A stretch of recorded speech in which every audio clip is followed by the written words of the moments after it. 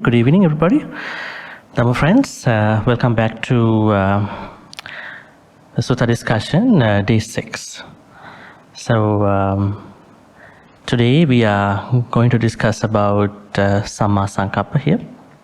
We discussed last Monday the first path factor. Actually, you are still okay, just started the first path factor, Samma Ditti. So we need to start the Noble Eightfold Path from the Samma Ditti. Samma Ditti is the most important thing to get started with. As you can see over here, right view helps us to practice right intention. I would say Samma Samkappa. What is right view? This is to other people who came here last couple of weeks. What is Samma Ditti? Samma Ditti basically means, initially Buddha said views are no good, but we need some level of panya to start the path, Noble Eightfold Path. It is not that highest wisdom, but we need a sort of background panya to start the path. Right view has all the roots where all the virtues are going to be dependent upon. Right? You do sila, you do samadhi, they all come back to roots, samadhi. So if somebody is going to practice sila, samadhi without samadhi, that is not going to really work. It might work in your way, but one day it's not going to work for you. Because you didn't start with samadhi. In the same way, if you haven't practiced samadhi, you will never be able to practice Samma Samkappa. Why? Because of the root of Sammaditthi, there comes Samma Samkappa. There comes Samma Samkappa from the root of the Sammaditthi. Let's see. Samkappa. Now basically Samkappa is an intermediary between Ditti and Vacha. The fourth path factor is, not the fourth, third path factor is Vacha. Vacha means speech. Now this is what we will be discussing next Monday. So, how do we create good speech? Through Samma Samkappa, which is fostered by the Sammaditthi. How come I am going to talk the truth? I am going to speak the good words to others, pleasant words to other people. How come I am speaking words that are connecting people together? How come I am going not to involve in gossiping, all that? Because I have already received, I have already acquired the right intentions. Without those intentions, our speech is going to be unwholesome. Now, if anybody thinks that you see that you lie to somebody, you talk behind the back, slandering, you talk very hurtful words, or you engage in gossiping or idle chatting, that means you haven't had Samma Samkappa. That means you haven't had Sammaditthi also. So they all are interconnected. Circle around too. All are interconnected. They are not separate, standalone practices. And if anybody is doing bad with their speech, that means that person does not have Samma Samkappa. Because those bad words come from Miccha Samkappa. And those Miccha Samkappas come from Miccha Ditti. That is the reason.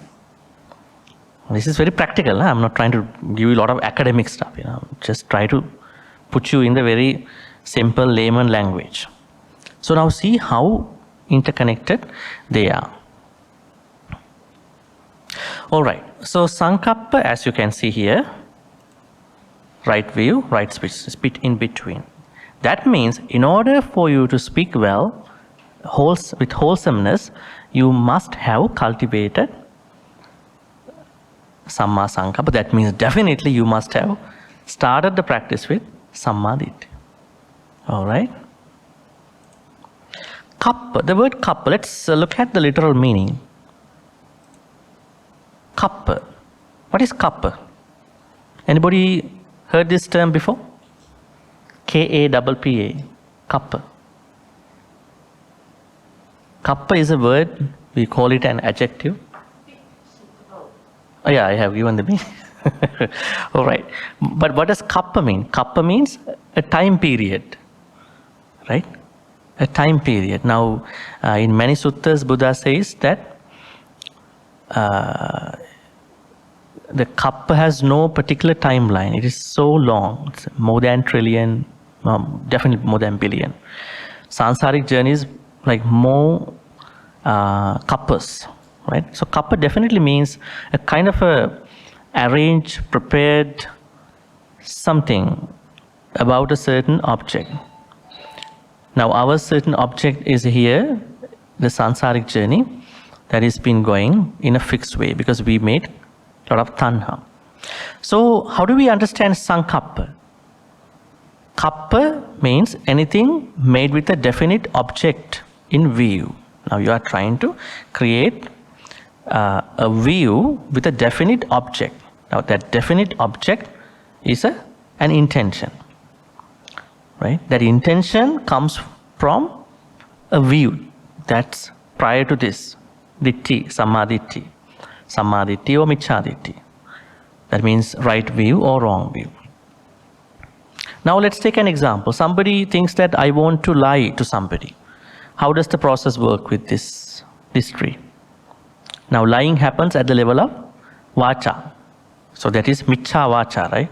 Then how does lying start in his or her life? Then primarily that person has no sammadhitti. Because in sammadhitti, you are making sure that karma has karma phala. Let's see. You can see here, there are results from good and bad actions. What does it mean? You believe in the karma.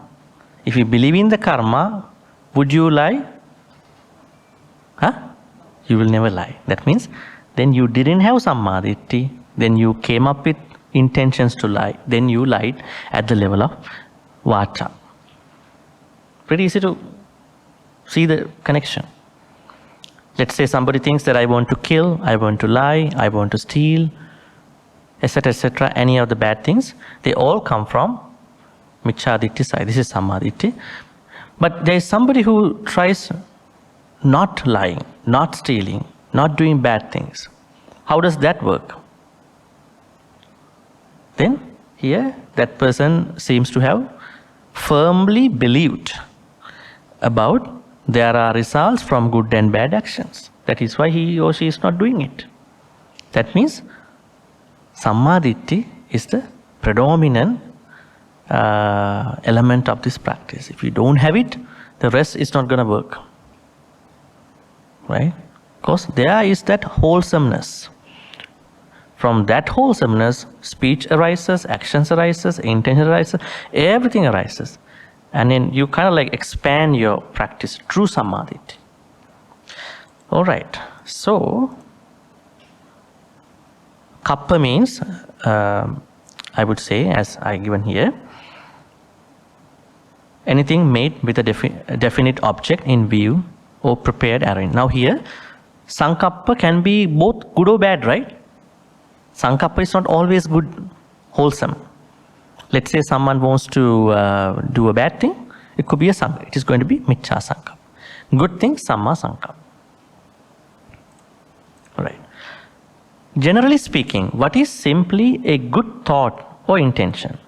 If your thought, intention simply reflects reality as it is, without judgments or ideas getting in the way. Now first, let's see the translation. Now there are a couple translations. Intention, thought, resolve. There are many translations. So we would pick intention because the reason is, in order for your whatever the mental things become a thought, there must have a connection to intention. Right? Intention part is very important. Before the intention, it could be the volition, but intention part is very important. So let's take it as intention. But some people take it as thought too. It is a stage also after the intention. Maybe some actions don't have intention, right? Are there any actions which have no intention? karmaless actions. Does every action carry karma? Huh? Not really. Okay. Does every action we do carry karma pala?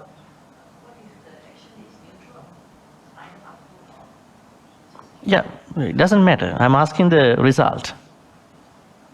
Karmas can come from, actions can come from different ways. But I'm asking, does every action create fruits? Vipakas? Yes. Yeah. Really? That is micchaditi. If anybody thinks every action creates vipaka, results, karma, that's a micchaditi. Buddha says no. Only if you have volition, chetana, then it creates karma. Right? Now say for instance, on the other hand, if you look at your sansaric life, what do you think about your previous life? Now even this life, if you live for 80 years in this life, what do you think? What do you think looking at that 80 years life? Whether you have done most of the good things or most of the bad things for the 80 years. What is more? Tell me. Huh? Unwholesome things, akusalas. Just accept that.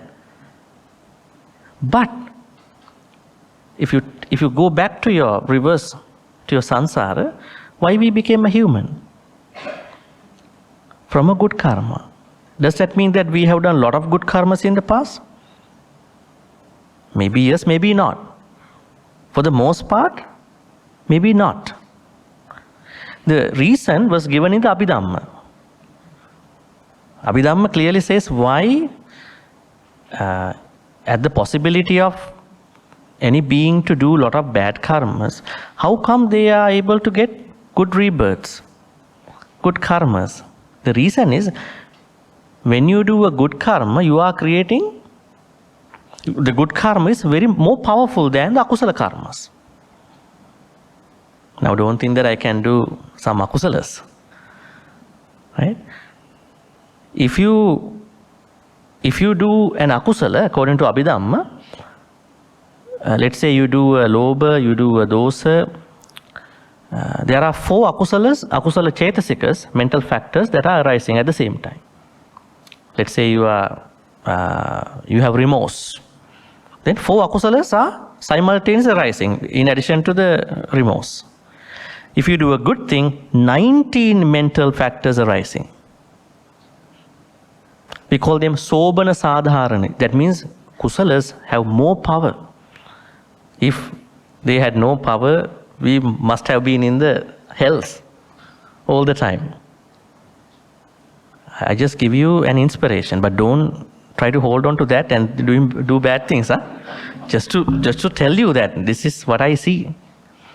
19 chetasikas simultaneously arise. Let's say you have saddha, you offer dana. 19 other kusalas arise at the same time. Because when your mind is mounted on the kusala, a lot of other kusalas arise.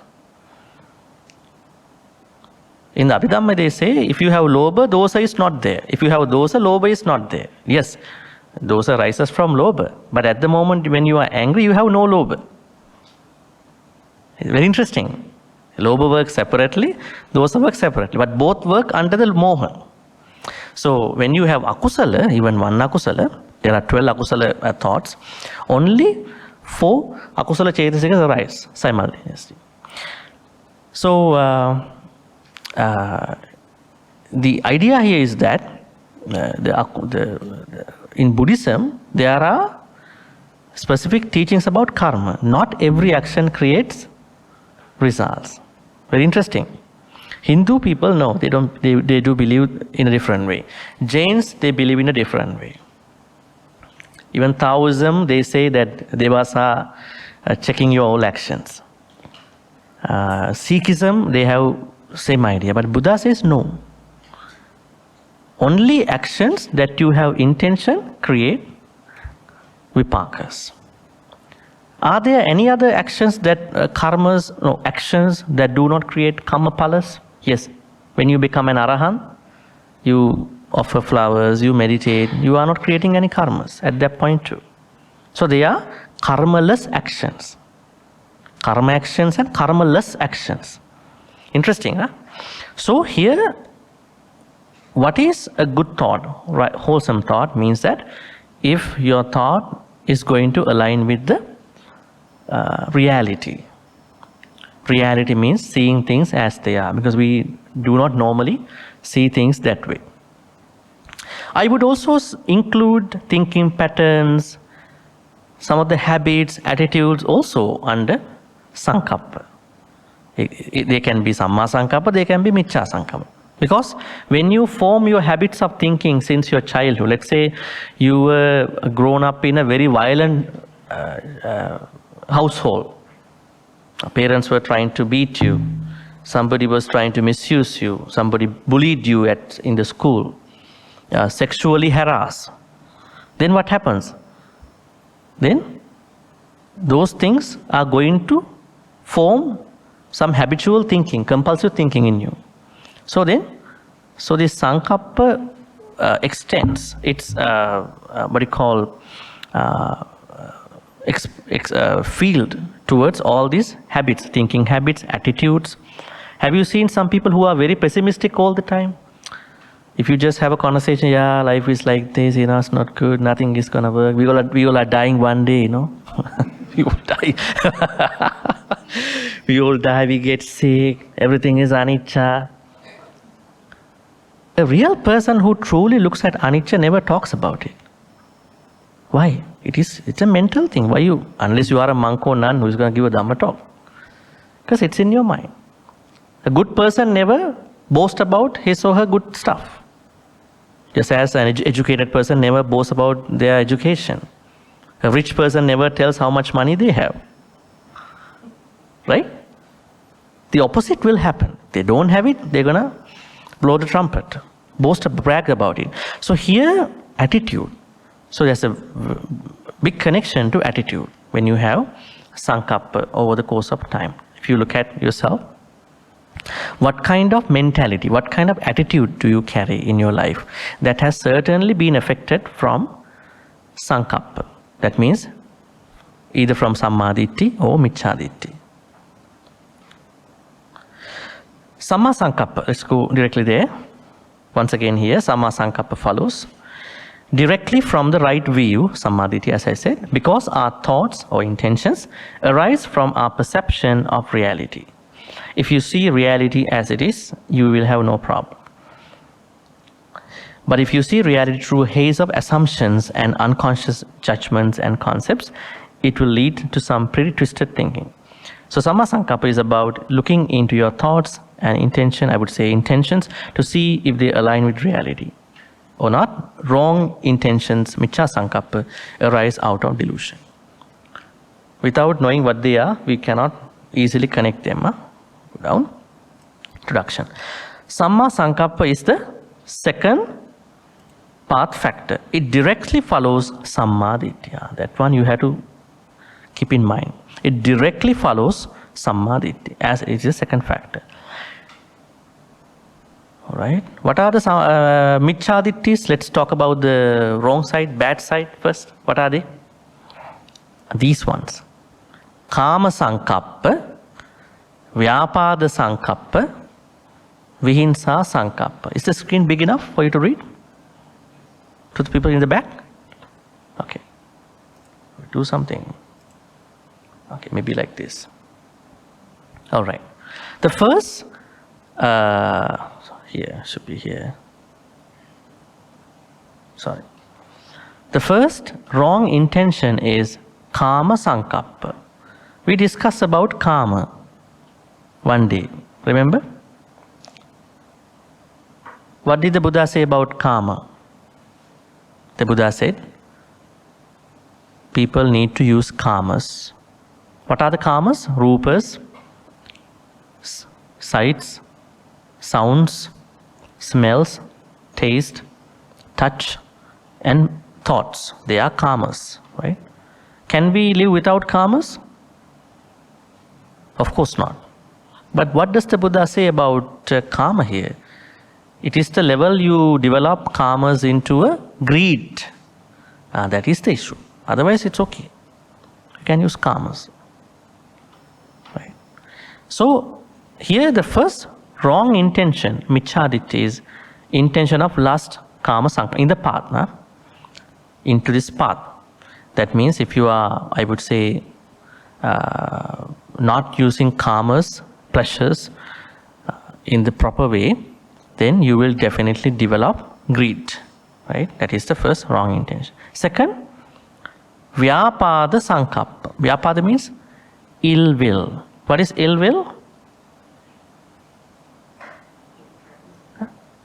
No, ill will is not hatred. Dosa is hatred. Ill will means thoughts of destroying other beings, including oneself. This is followed by panatipata. First you have that thing, right? Ill will means thoughts of destroying other people. We call it vyapada. Now vyapada is an intention, right? Intention of ill will. I want to put that person down tomorrow. I want to assassinate his character, her character. Right? I want to kill. Right? Those are really, really bad, I would say, terrible intentions in Buddhism. Vyapada. Then we will discuss them a little bit more as we proceed, but just to let you know what are the wrong intentions. What are the three wrong intentions? The last one is vihingsa sankappa. Intention of cruelty, harassment. Now what does ill will create? Ill will leads you to harass other people, right? Attack other people. Do people attack other people without ill will? It can be, right? Because they have a karmaless actions, right? Sometimes you never know what you are doing. That is your problem too, right? You are mindful. Sorry? Yeah, no intention. Let's say you are walking here, you never see a tiny creature over here, an ant, and you are stepping on the ant. But if you know that if somebody told you that there may be ants over here, then you're creating karma. But if you don't know, then you are not creating karmas. So Buddhist karma is such a very compassionate, very liberal karma, not like Hindu or Jains. Jains say no, every karma every action creates karma. So you have to give a lot of pain to the body. Suffer the body. So the third wrong intention is intention of harassment, cruelty. It comes from that previous one, ill will. Now if you connect this to a daily example, now someone is very much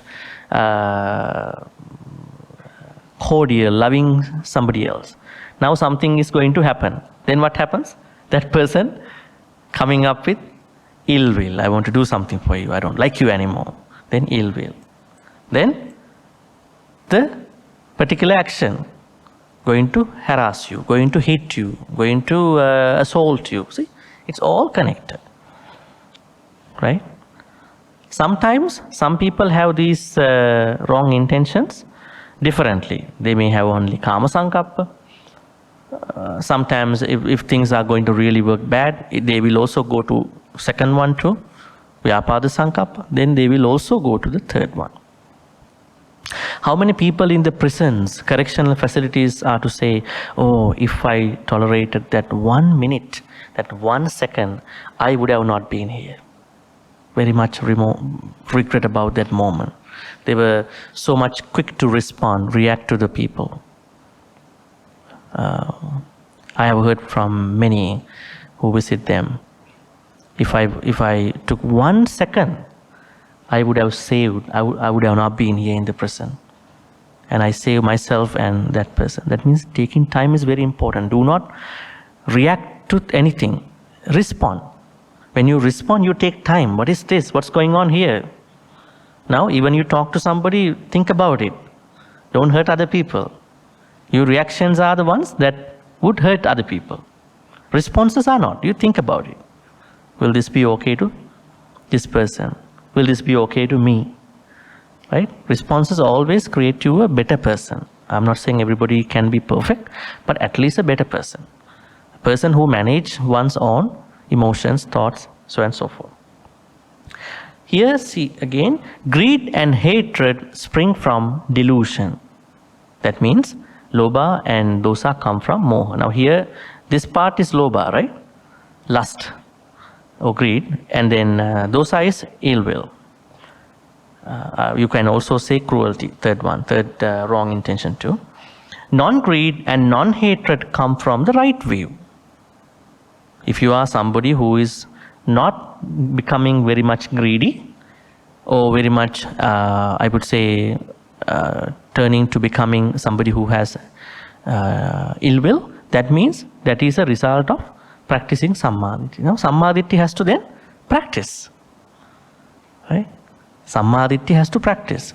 How to practice Samma Ditti? I think we discussed that. How do we do it? Do we need to go to a temple or a center or maybe an abandoned place?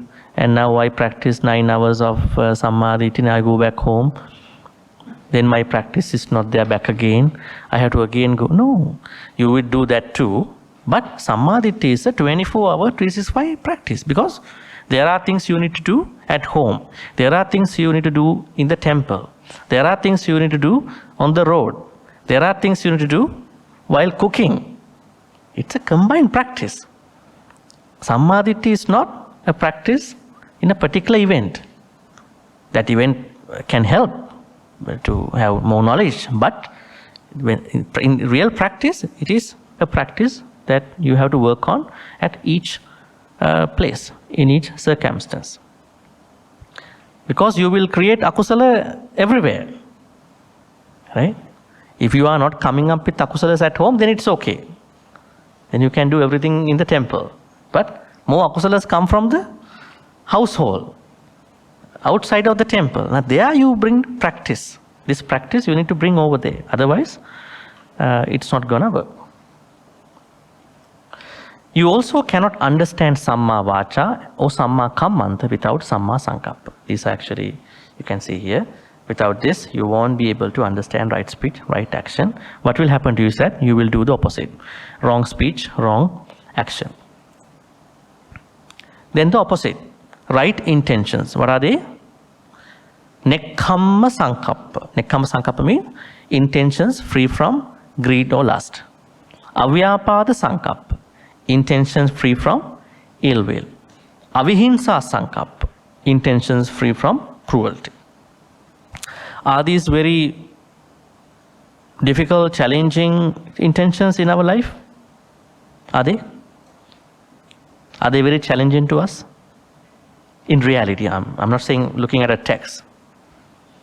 In reality means in your household, when you work with your friends, family, loved ones, your co-workers, is the practice of these three, coming up with these three, really challenging?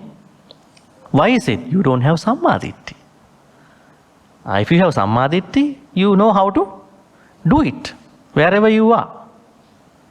If you don't have Samma Ditti, if you try to do it only Samma Sankappa, then it's a challenge.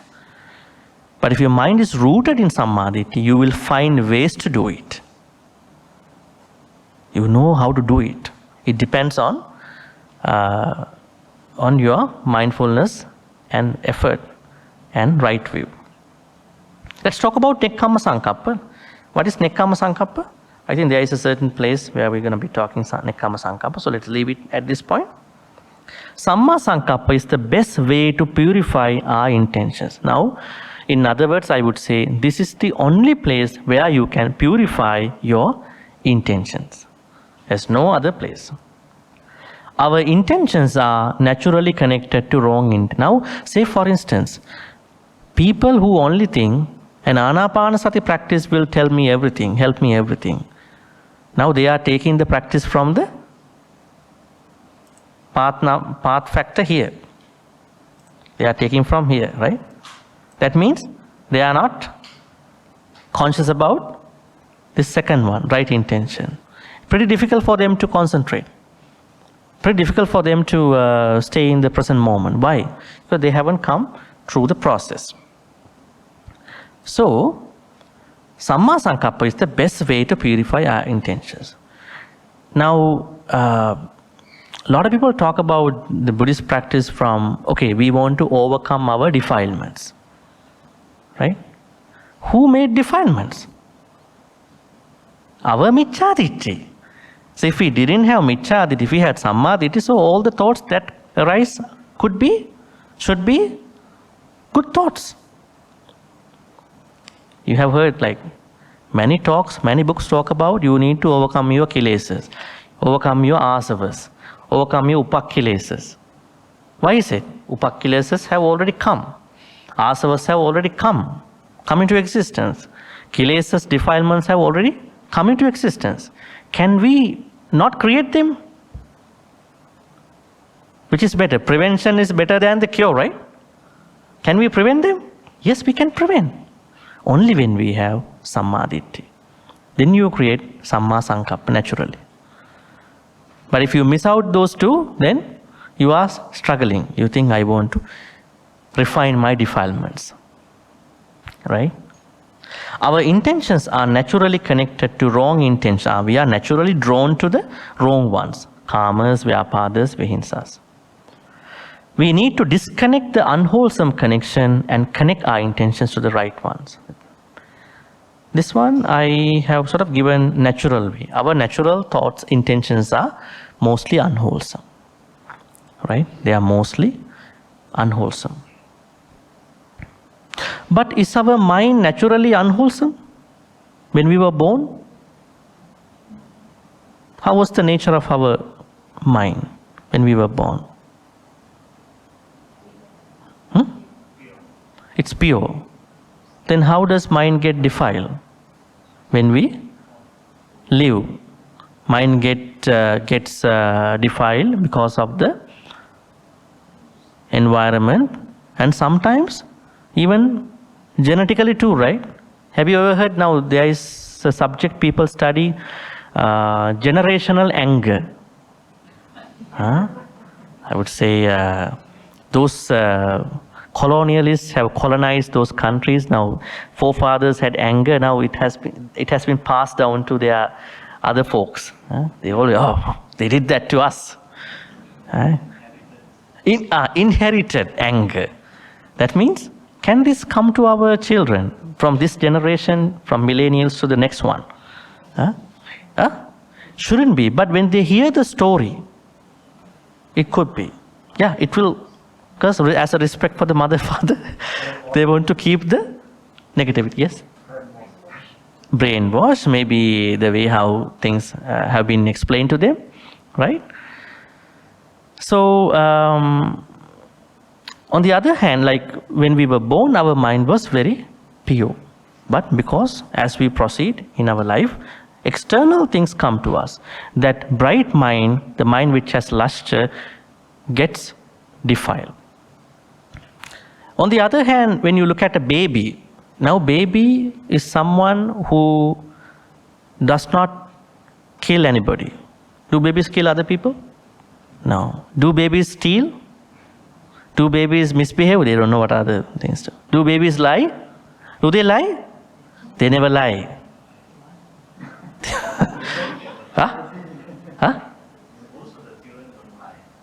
Yeah. And then do they intoxicate? Then baby is a good virtuous person. Are they virtuous? Do they have sila? No, sila is not avoiding 5 precepts. Sila is your intention of not breaking. It's not just the avoidance of physical activity. Then babies are already sila.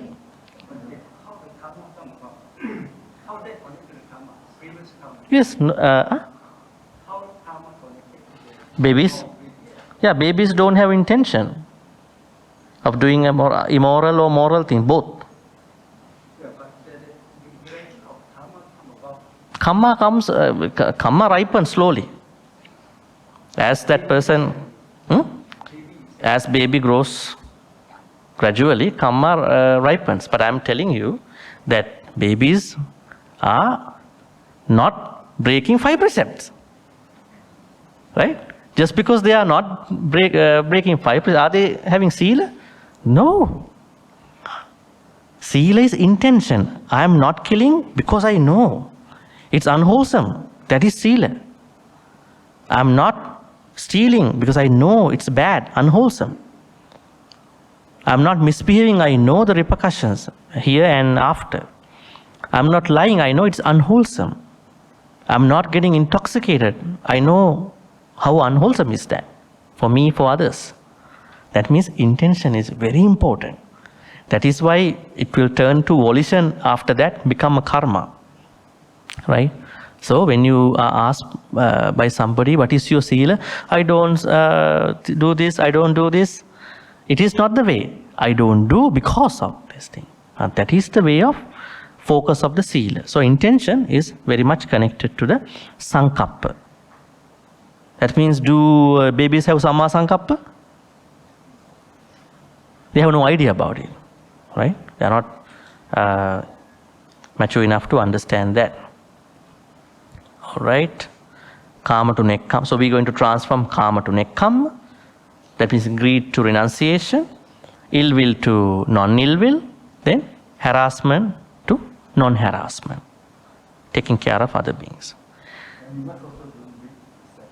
Huh? Animals, yeah? They don't bring this stuff. Yeah, you're right. They don't have a thinking mind. Like as humans, they have a mind, but the capacity of that mind is very, I would say, very much limited. Yeah, that's why when you are becoming an animal, you are taking a very, long journey, right? Yeah.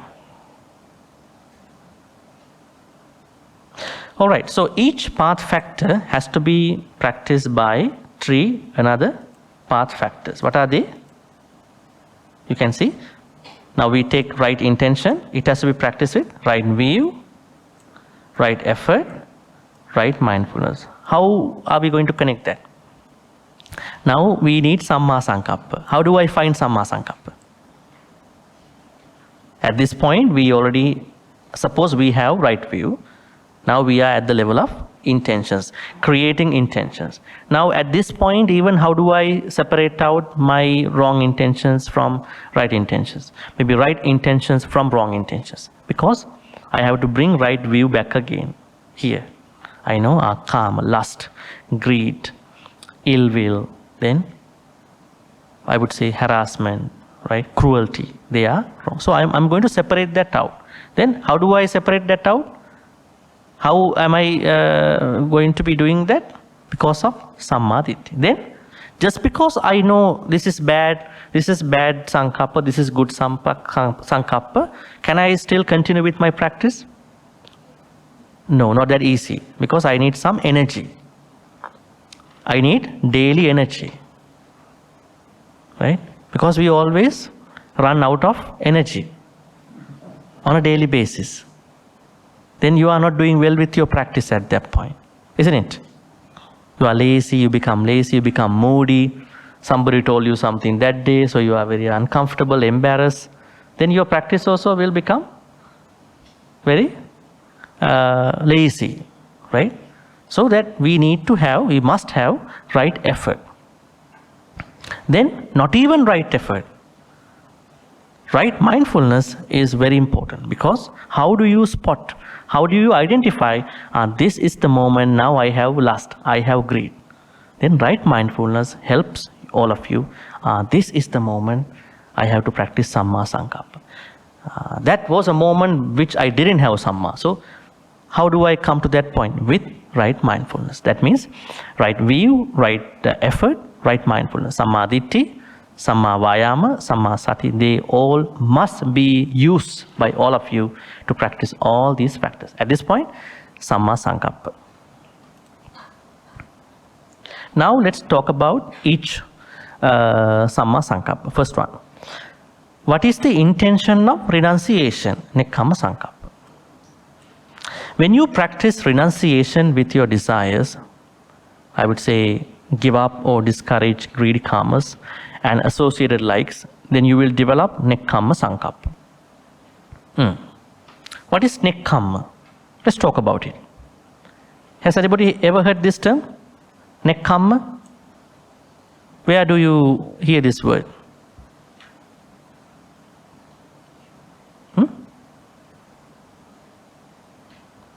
We get to hear this word from the paramitas. Right? Paramitas. What are the paramitas? Paramitas are the prerequisites for anybody to attain Nibbana or Pacceka Buddhahood or Samma Sambuddhahood. Now there are people who think that I want to attain Sotapanna, attain Nibbana, but they don't practice paramitas behind the scene, or maybe on the other hand. They think just by reading a book they can attain Nibbana. No, you can't do that. You must have fulfilled the practice. Right?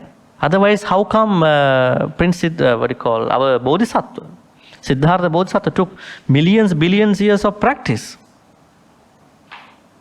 Why did he spend that long time for us? Because without practicing that much, he could have not been able to attain Samma Sambuddha. Remember, when the Mara challenged him, you cannot attain the Samma Sambuddha. I disagree with you. Then he sent his 10 armies. He has 10 armies, right? What are they? Kama, Rati, Kama, Arati. Even hunger also is his army. Like when you have hunger, when you're hungry, it is an effect of his army. Yes, hunger and thirsty. You say, I'm very thirsty because Mara has affected you, one of his armies. I'm so hungry now. You had something just a while ago, but you still have Mara. Right? What else? Self-praise and putting down other people. Mara's enemy. Mara's armies. Because when you self-praise a lot, then what will happen is that you put other people down at the same time. Otherwise you can't put yourself up. They are all Mara's enemies. Buddha knows all that. Right? So he sent all these 10 armies, nothing worked out. Then he sent his beautiful 3 daughters. Nothing worked out. Then he himself went to see the Buddha. And then he said, this seat, Vajrasana, is not yours. This is mine. And the Buddha said, no, it is belong to a future Samma Sambuddha. Then he said, okay, I'm going to see my evidence. And then he touched the earth. Then the earth gives lots of tremors, almost like an earthquake. That means this earth knows everything that is happening. Right? What he testified, his paramitas for billions years back. So I have fulfilled all the perfections to going to become a Samma Sambuddha. Right? That is how he showed Mara about his paramitas, past paramitas. How many paramitas are there, though? Huh? Theravada has a different number, Mahayana has a different number. I always ask, who was the Buddha? Was Buddha Theravada or Mahayana? Nobody answers that. Buddha has no sectarian thing. Because these were just traditions who protected Buddhism. Right? Now, Sarvastivadas died out. Dharmaguptikas who lived in the northern Afghanistan, they died out. They were very much on different areas of Vinaya and Abhidharma. Only some Theravada branches were left. So, does that mean that we all have to just focus on one particular? No. We are Buddhist. We may have a route where we learn, but we are Buddhist. We respect Mahayana, Vajrayana, whatever the branches. So, Buddha is not Mahayana or Theravada.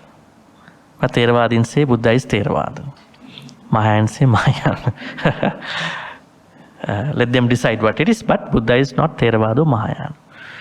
So, how many paramitas are there in Theravada? 10. Are they names, or is that the particular number? There are few categories of paramitas in Theravada. 10 paramitas, 20 paramitas, 30 paramitas. Alright, let me write that for you. 10 paramitas, one set. Some others have to fulfill 20, some others have to fulfill 30. Have you ever heard this before?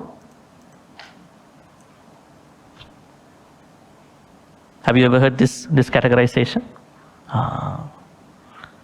Then how are you going to practice then? You have no idea what it is.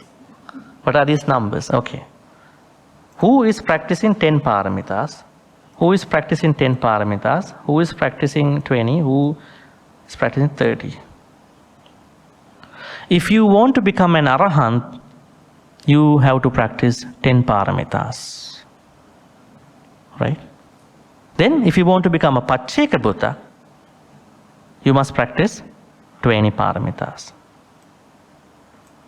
Arahant, Pacceka Buddha. If you want to become a Samma Sambuddha, you must practice 30 paramitas. Alright? At least today, feed your mind. This is the way that you are supposed to do things. Right? Alright. So what are the 10 paramitas? Dhanang silancha nekhammang panya viriyena panchamang kanti sacca madittanang mettu pekkati medasa. Right over here. Dana. Dhanang silang. Sila, second. Then nekhamma. That is why I came here. See? It is a paramita. Perfection that everybody who wants to become at least an arahant must practice. Dhanang silang nekhamma panya. Then, sorry about that. Then virya. Then panya viriyena panchamang kanti. Then sacca. Then aditthana. Then metta. Oh, metta is a perfection, na? Not your daily meditation, though. This metta has to be something more expand. Then upekka. That's the highest quality in Buddhism. Not easy. Not that easy. Very challenging to people. So, now these 10 are merely practiced by somebody who wants to attain Nibbana. Now, we all want to become an arahant. So, we must have practiced dana. We must have practiced sila. We must have practiced nekkhamma also. Greed is a problem. Then, we must have practiced some level of panya. Ditti Samkappa Daya panya. Then, we must have practiced virya, energy, effort. We must have practiced patience a lot. We must have practiced truthfulness, trying to become a person who always try to speak the truth. We must have had resolutions, aditthana, determination. Then we must have practiced metta. Metta as an attitude, not just a meditation. You practice 1 hour metta meditation and then again you become angry. What's the purpose of that? Attitude. Now always talk with metta, think with metta, act with metta. That is metta.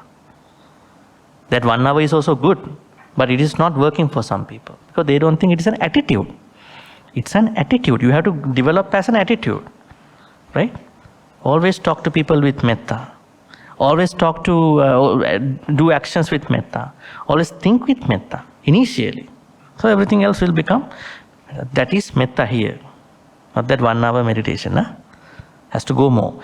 Then upekka means equanimity. That means you are very balanced out. You are not moved by anything. Somebody blames you, somebody says good things. You have lots of upekka. You know where to stay. Alright, now this is arahant. Then when a Pacceka Buddha is going to practice this, Pacceka Buddha practices this in 2 ways. Alright, clear?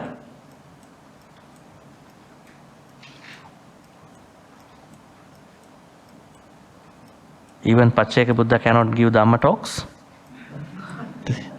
The process is little complicated.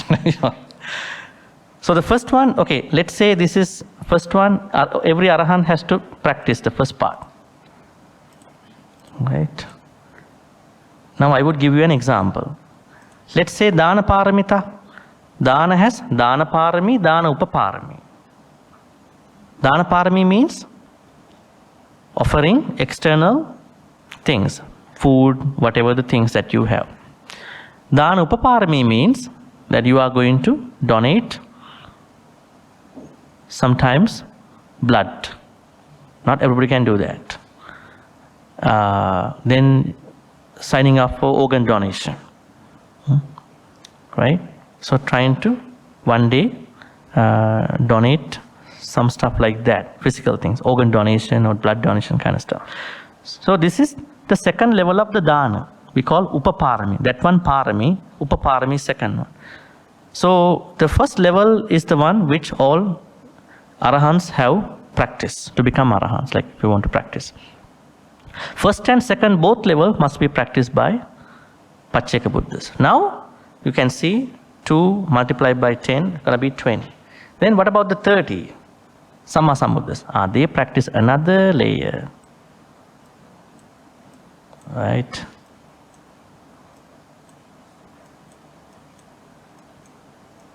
What is that? Let's take this example. Dana. Dana parami, dana upaparami, dana paramatta parami. Let me write that for you here too. This is the first layer. Then second layer, upaparami. Third layer, paramatta parami.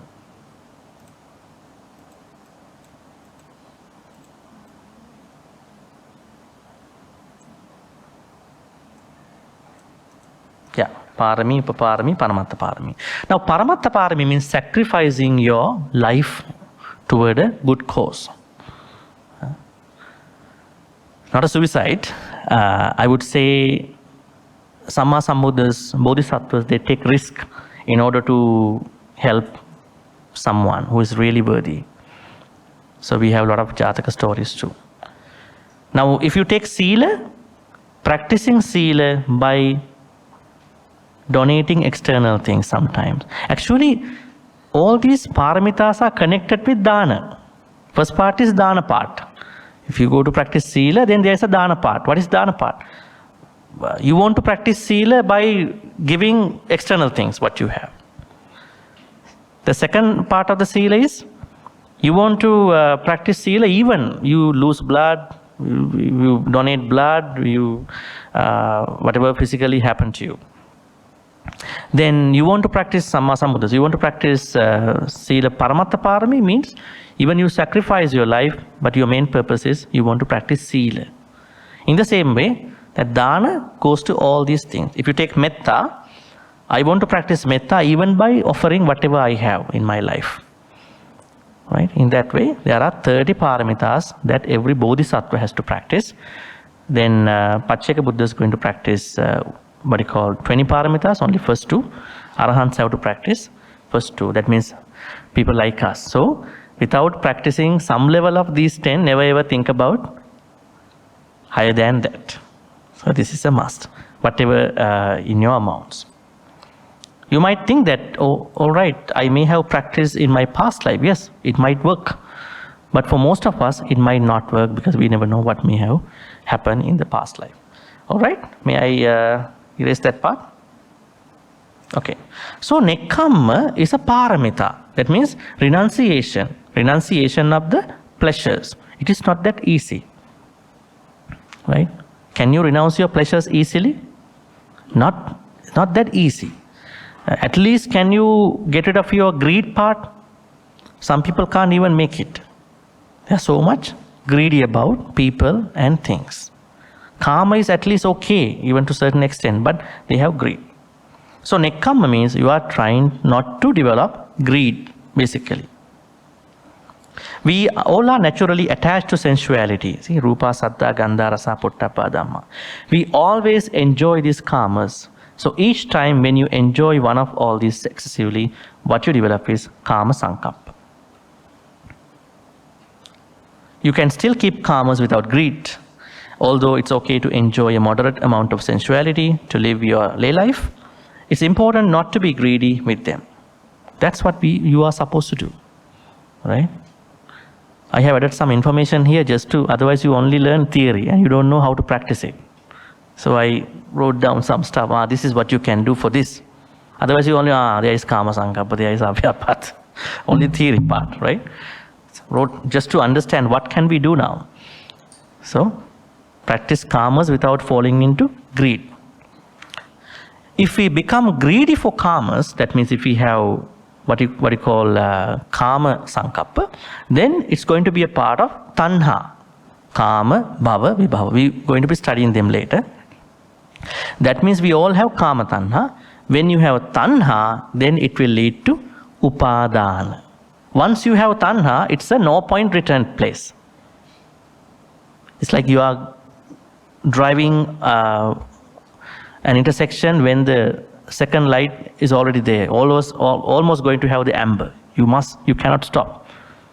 It's a no point return, the driving code. So it's in the same way, when you have tanha, definitely you are into upadana. You can't stop it. So we are going to cut down on tanha way before it happens, right? Obviously, we do not typically become greedy toward people and objects. That is what we are supposed to. Greed. However, we only cling to our own notions of karmas regarding such persons. And actually what is happening when we have karmas, especially when we have kama tanha or kama sankappa. The Buddha says in Anguttara Nikaya 663, Nate kama yani chitrani loke, sankappa rago purisassa kamo, tittanti chitrani tateva loke, atetta dhira vinayanti chandan. The Buddha says there are no beautiful people or things in this universe. What do you think about it? What do you call, this person is so good, so pretty, so handsome. It's a very beautiful scene. It's a very spectacular place.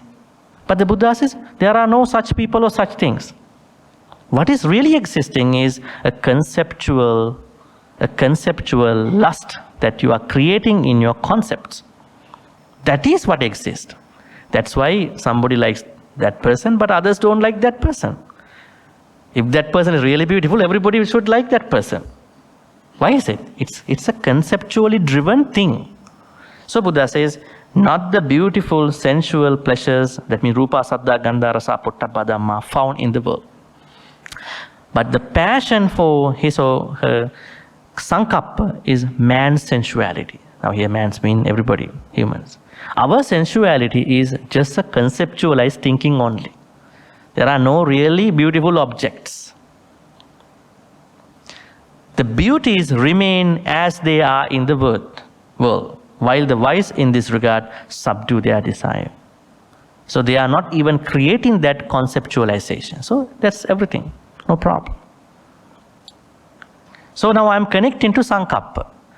Even kama is a sankappa because we think that there are beautiful people, beautiful things exist. But there are no beautiful people, no beautiful things. It's just a conceptualized thinking only.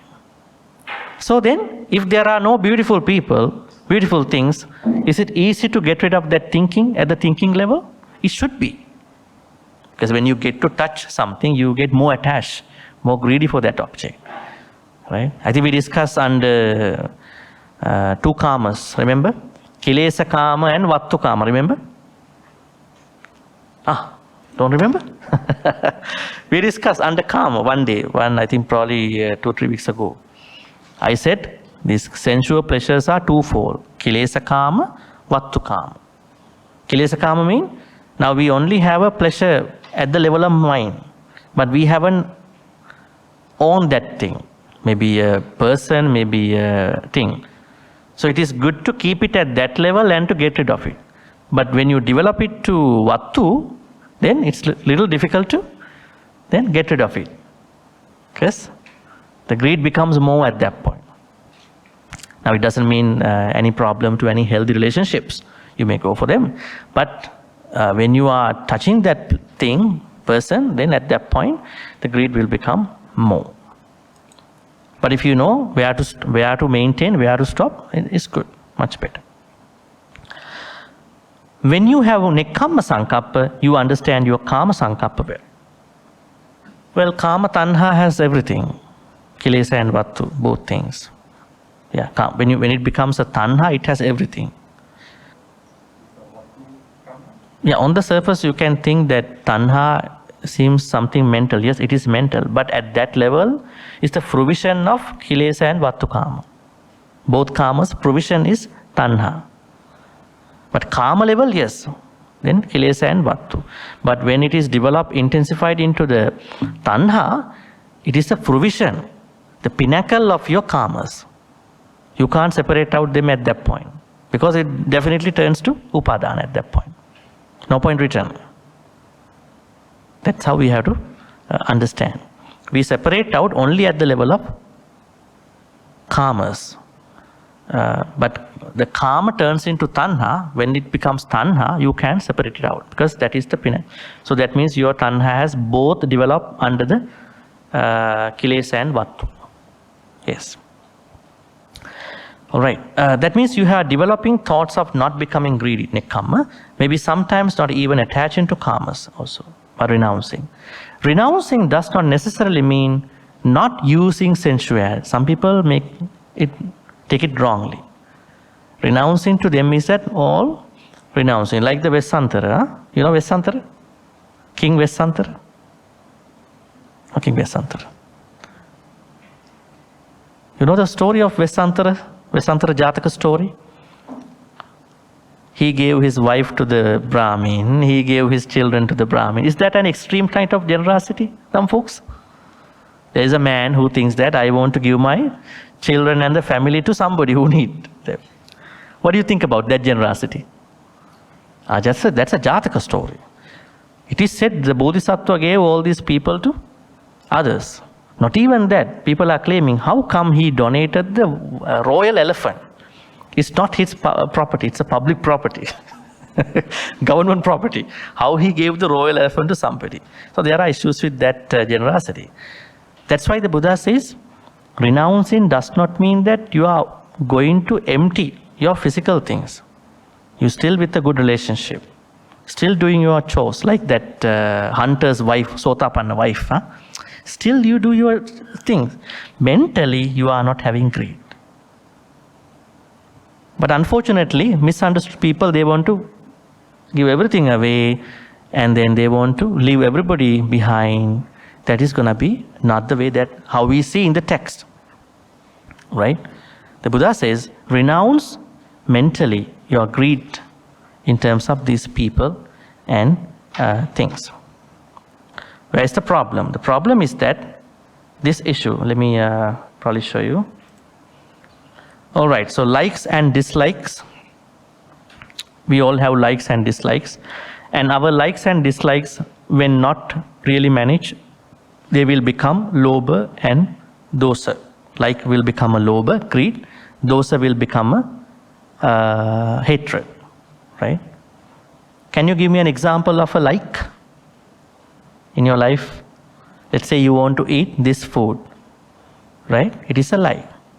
But when you are too serious about it, that you are trying to argue for it with somebody, I really want to go there, otherwise I'm not doing anything else, right? I only want to eat food from that particular sense. You are trying to create a greed. Maybe you are running into some other problems too. Big argument with others can become a lobha. Dislike means what you don't like. So if you are not managing them as they are, they will become lobha and dosa. If you are not managing them at that level too, they will become strong lobha, abhicca, and then ill will, vyapara. The reason why I wanted to mention you is that here, as I said to you, karmas, they have to be used very wise, right? That is the purpose here. So if you know this thing, all the strong greed are part of karma, and refraining from those strong karma is nekkhamma, so strong karmas. Some steps to practice, you could see that limiting greed for the people and things. I actually listed these couple of things, maybe 3 things, just to show something like practical in your life. Limit your greed for people and things. Moderate your intake of food. Right? And stop the emotional eating. This is a place where we have lots of lobha actually for the food and drinks. So a lot of people, they run into emotional eating, compulsive eating. And then practice dana. So dana, when you say dana, it is a practice of all the paramitas. And then the second Samkappa, non-ill will. What is ill will? Ill will means thoughts of destroying other people. I'm not going to read everything because of the time. You can read it later, but I will give you some summary. So, non-ill will, we should try always to have thoughts of taking care of other people, taking care of, saving other people. Then only you come up with avyapada sankappa. That is also a very, very highly important. I think it is better than, it's not better than, it's more advanced than the nekkhamma sankappa. Right? What is the suggestion to practice avyapada sankappa? 4 Brahma Viharas. What are they? Metta, Karuna, Mudita, Upekkha. If you practice these 4, you will definitely create more avyapada sankappas. What is metta? Unlimited friendliness. Unlimited, not limited. Because when you develop metta, you can't have ill will at any point. Can somebody who practices metta have any enemies? Shouldn't have. Right? He or she shouldn't have, because that person knows even a thought of anger is a waste of my kusala practice. It's a waste of my kusala practice, because you create akusalas. Karuna means understanding the pain of others and being able to help out them. Karuna. So when you do that, can you have ill will? No. Trying to protect people, take care of other beings, going to help them, whatever you want, in the proper right way. Mudita, wholesome, unselfish joy. You are truly happy about others' achievements. Can you have ill will about other people's success? Oh, this person is a rival to me. He did well, better than me in the company, at workplace, in the exam. Those are really not even unwholesome. They are really lowly level thoughts in the Dhamma. If somebody is coming up with jealousy, it's a very lowly level of thought. That means they have no practice. Each time you become angry, each time you become jealousy, tell yourself, my practice is not that standardized yet. I still have to work on it. Then you know where is the problem. Upekkha, as I said earlier, it is the highest pinnacle of all the virtues in Buddhism.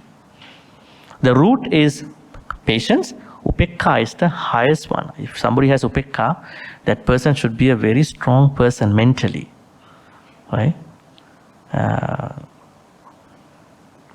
Remember that story, Bandula Mallika, right? Remember what happened while she was offering dana? She was offering dana to Arahant Sariputta. Then Arahant Sariputta and everybody heard somebody dropped a mug or something in the kitchen area with a big sound, noise. And then Arahant Sariputta told her, do not worry about things that happen in the kitchen, because everything is supposed to change one day.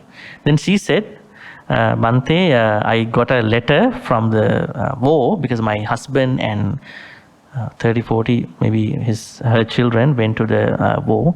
They all were dead just before, maybe a while ago. I put that letter in my lap and I'm still offering dana. See how strong is that mind? It's a mind to think that way. If that happens to you, what will happen to you? All your children gone with your spouse. Can you spend that moment? Your whole world will collapse. Right? But she was still offering dana. She knew what happened. Right? That upekkha. Right? It doesn't mean that crying, worrying is bad. But she has a very developed mindset to look at it. Right? Upekkha.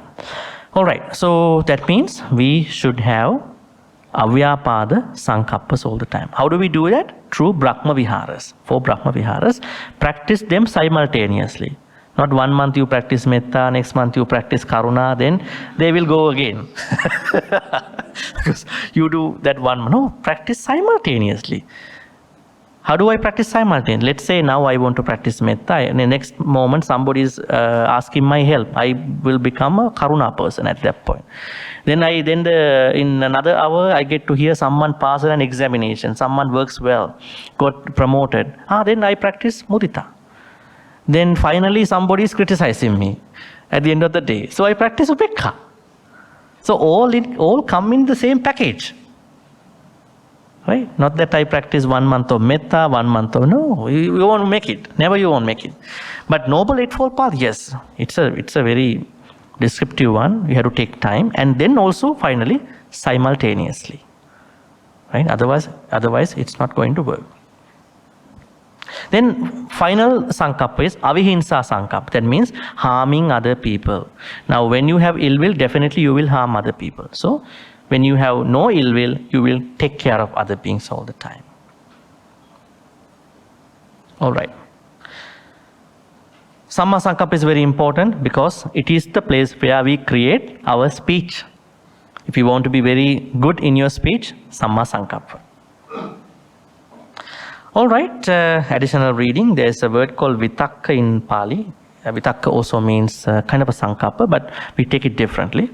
So you have to understand that Samkappa is the intention. This intention arises as a result of your ditti. So start your path with Samma Ditti. So your intentions are going to be right intentions, Samma Samkappa. Any questions, some folks?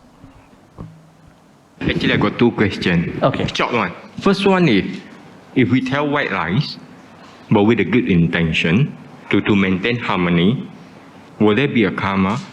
Depends on the situation. Why do you have to make a white lie? I don't call it a white lie.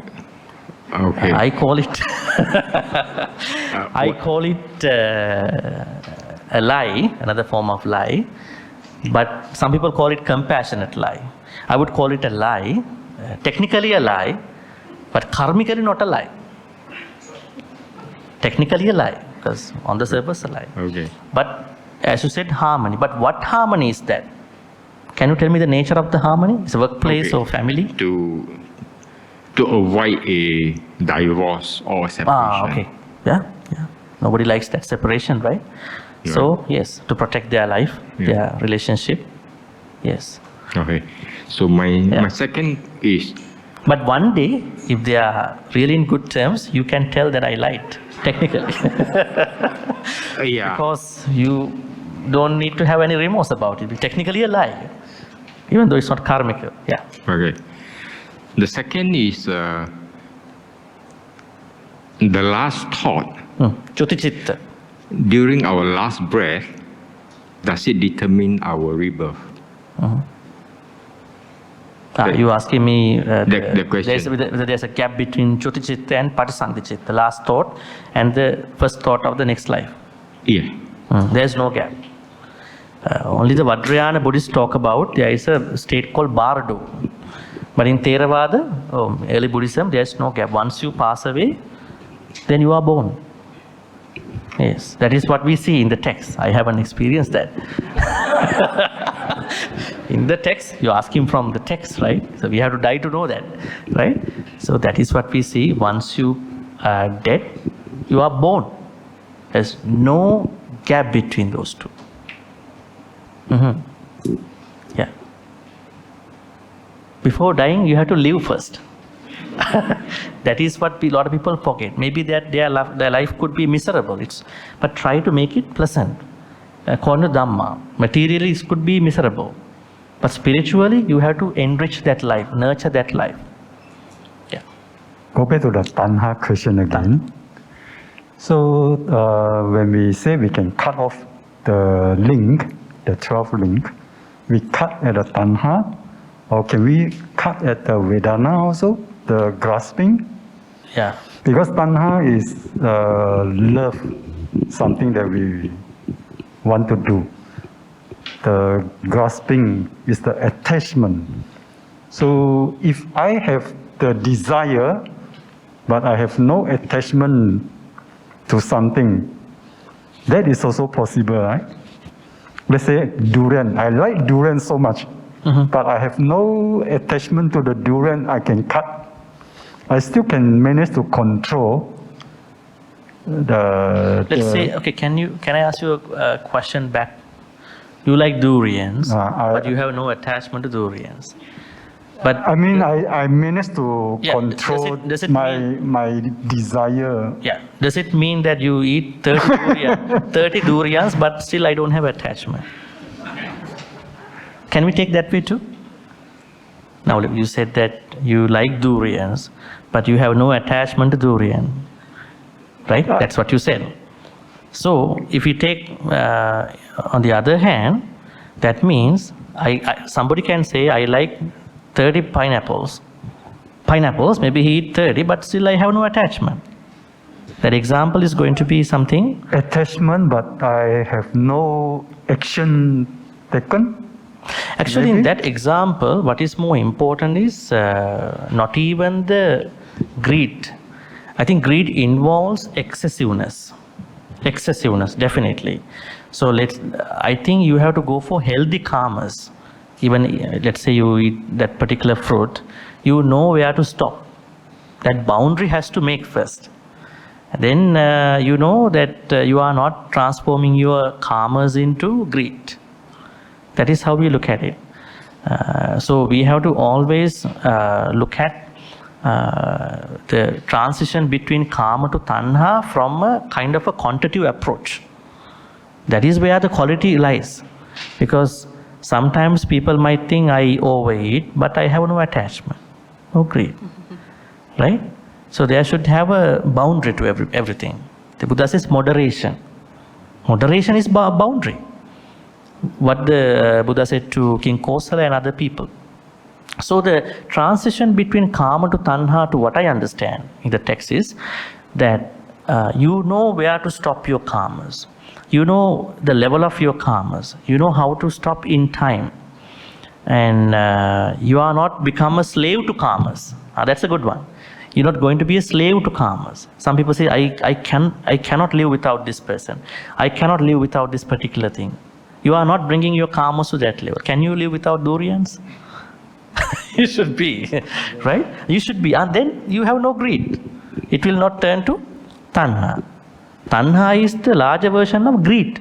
Greed is still before tanha. Yeah, so that's how we have to look at it.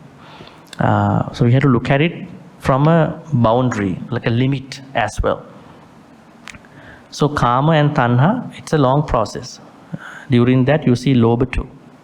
What is the difference between tanha and upadana? What degree of tanha become upadana? Yes. Tanha is kama tanha, bhava tanha, vibhava tanha. That means you are craving for karmas, you are craving to be born again, and you are craving to a notion that you are not going to be reborn.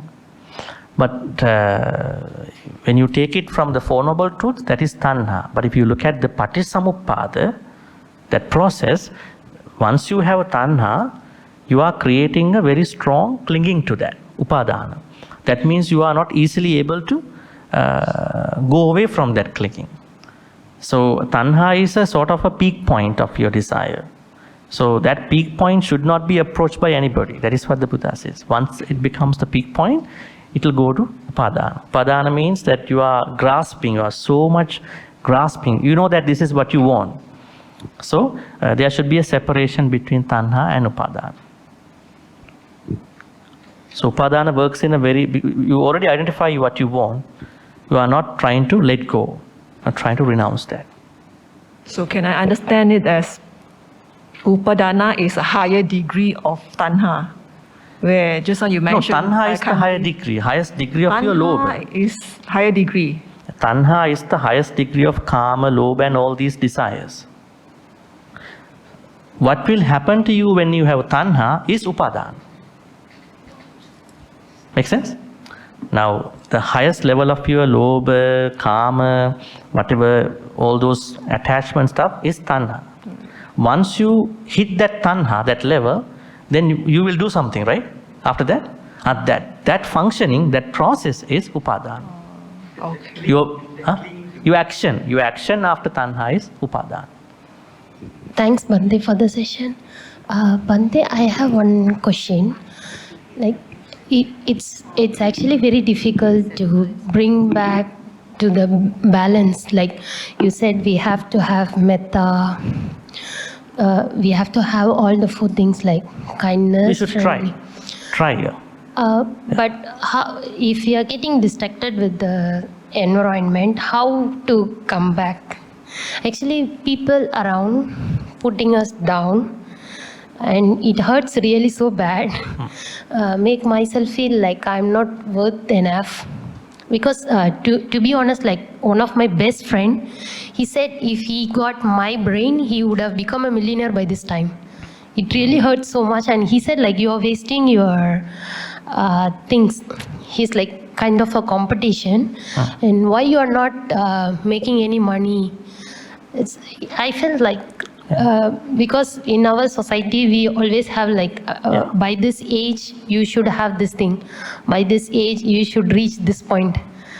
You have got all the knowledge and talented, but you have not reached up to what I have expected. It is his expectation.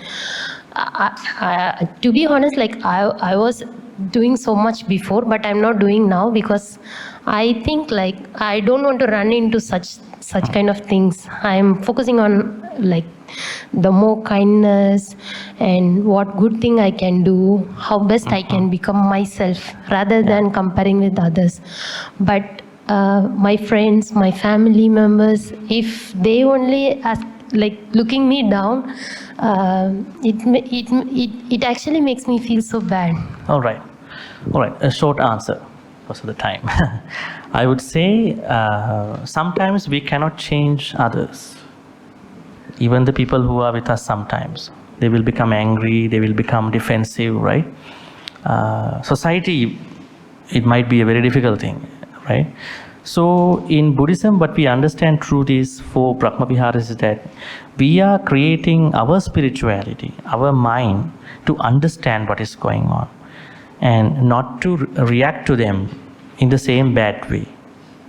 We are creating a different self by experiencing all these people. That is what we are supposed to do. Whatever happens in my life, in your life, in all of your life, you are trying to respond to them with metta, karuna, mudita, upekkha. It might be difficult on the surface level, but when you understand why they are doing, maybe they have gone through some bad experiences too. They are trying to return them to you. Bullying and all these things, if they were good people, they might not do that. Maybe you can find good people, kalyana mittas, friends, right? You always can make choices. It's a choice too. All right? Okay, so let's transfer good karmas now. May all the good karmas that we been accumulating today be transferred to departed ones. May they be well and happy. May they attain the supreme bliss of Nibbana. Sadhu, sadhu, sadhu. Idam me ñāti nang hotu sukhita hontu ñātayo. Idam me ñāti nang hotu sukhita hontu ñātayo. Idam me ñāti nang hotu sukhita hontu ñātayo. May Deva, Naga, Mahidika receive all these good karmas. May they share all these good karmas. May they protect and bless all of you for good health, quality of life, prosperity and safety. May Deva, Naga, Mahidika also finally attain the supreme bliss of Nibbana. Sadhu, sadhu, sadhu. Ettavatacha ammehi sambetang punya sampadang sabbe deva anumodantu sabba sangpatti siddhya. Ettavatacha ammehi sambetang punya sampadang sabbe bhuta anumodantu sabba sangpatti siddhya. Ettavatacha ammehi sambatang punya sampadang sabbe satta anumodantu sabba sangpatti siddhya. Akasatta ca bhummatta deva naga mahiddika punyantang anumoditva chirang rakkhantu loka sasanang. Akasatta ca bhummatta deva punyantang anumoditva chirang rakkhantu desanang.